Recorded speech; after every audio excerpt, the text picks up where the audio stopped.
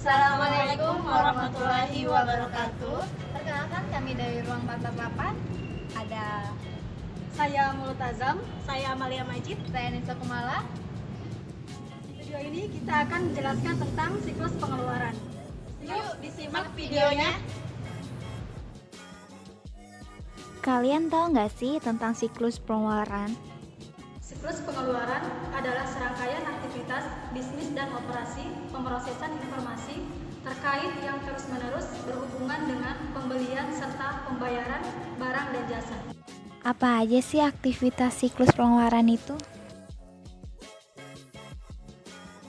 Ada 4 aktivitas siklus pengeluaran dasar. Yang pertama, memesan bahan baku, perlengkapan, dan jasa. Yang kedua, menerima bahan baku, perlengkapan, dan jasa. Yang ketiga, menyetujui faktur pemasok. Untuk yang terakhir adalah pengeluaran kas. Apa saja sih fungsi siklus pengeluaran itu? Fungsi siklus pengeluaran. Yang pertama, mengetahui kebutuhan akan barang tersebut. Kedua, menempatkan pesanan, menerima dan menyimpan barang. Ketiga, memastikan validitas kewajiban pembayaran.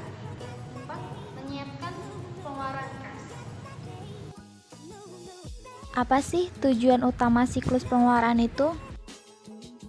Tujuan utama dari siklus pengeluaran adalah untuk mempermudah pertukaran kas dengan para pemasok untuk barang dan jasa yang dibutuhkan. Seperti apa ancaman dan pengendalian di siklus pengeluaran itu?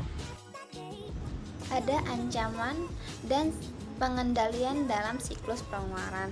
Proses pertama adanya pemesanan. Dan ancaman pemesanan yang pertama itu kekurangan dan kelebihan persediaan, dan cara pengendaliannya adalah sistem persediaan secara perpetual. Yang kedua adanya kode bar dan label RFID. Yang ketiga adanya perhitungan persediaan fisik secara periodik. Untuk ancaman yang kedua adanya membeli barang yang tidak dibutuhkan.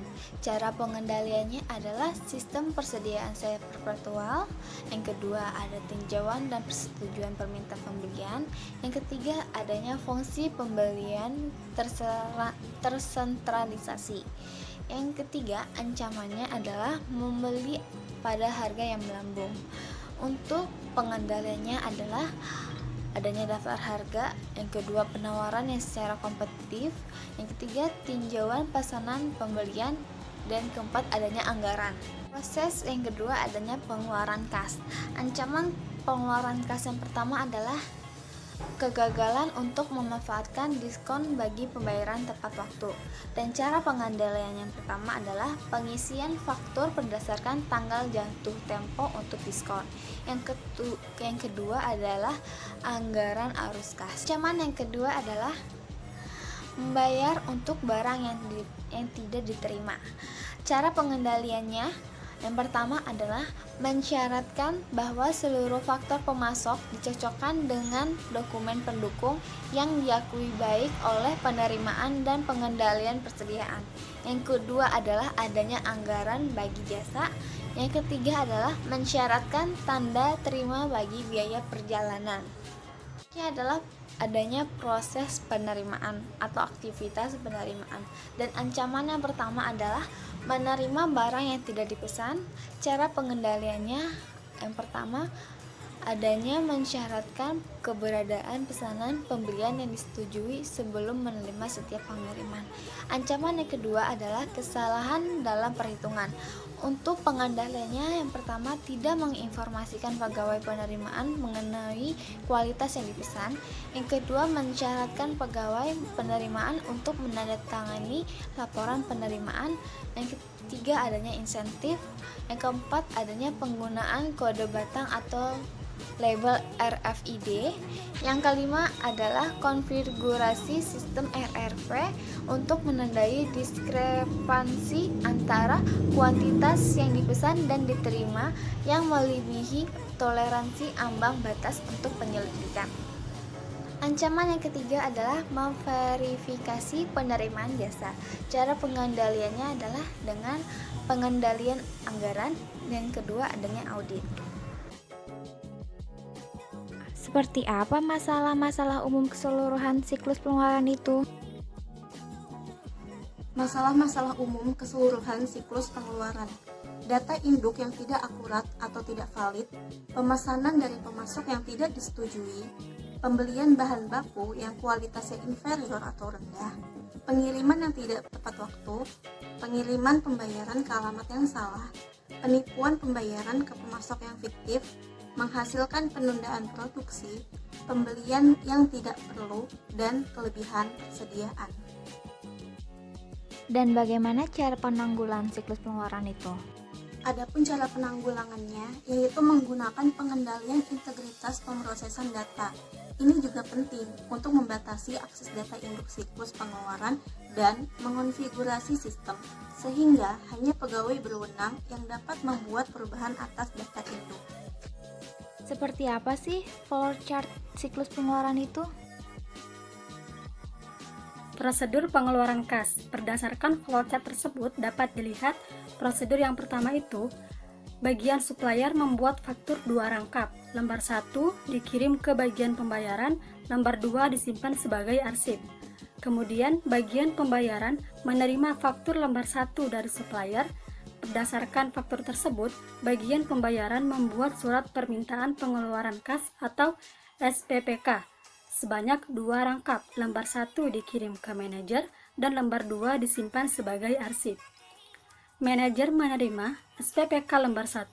Berdasarkan SPPK tersebut, manajer akan menyetujui SPPK dan mengirimkan kepada bagian pemegang kas.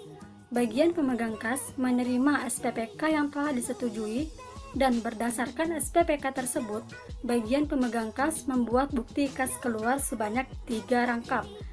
Lembar 1 beserta uang dikirimkan ke bagian pembayaran, lembar 2 dikirimkan ke bagian akuntansi, dan lembar 3 disimpan sebagai arsip.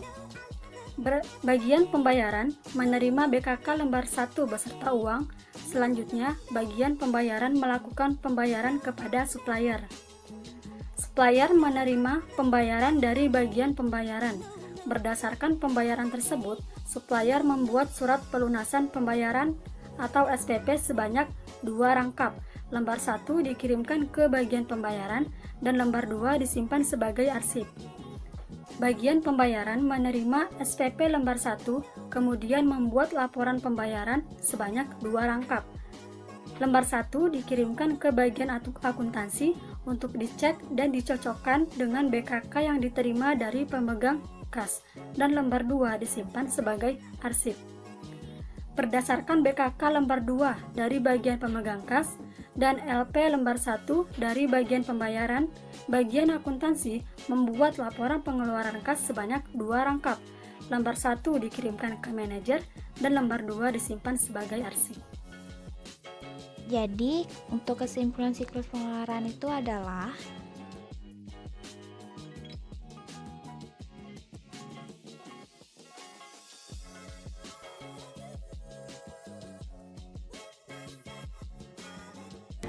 Nah, itu dia teman-teman pemaparan dari kami mengenai materi siklus pengeluaran.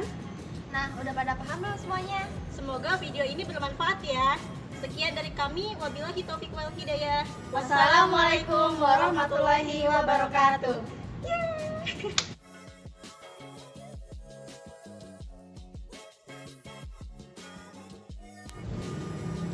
Gue masih ketawa.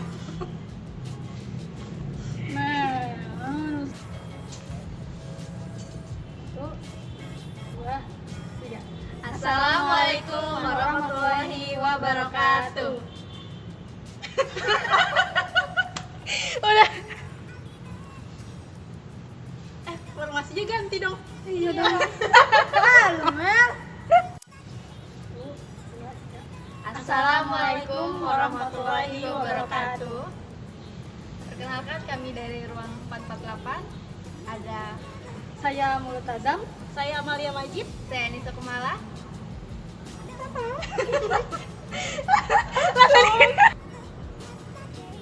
Jadi lanjut. Di video ini kami akan menjelaskan tentang siklus pengeluaran. Disimak terus ya videonya.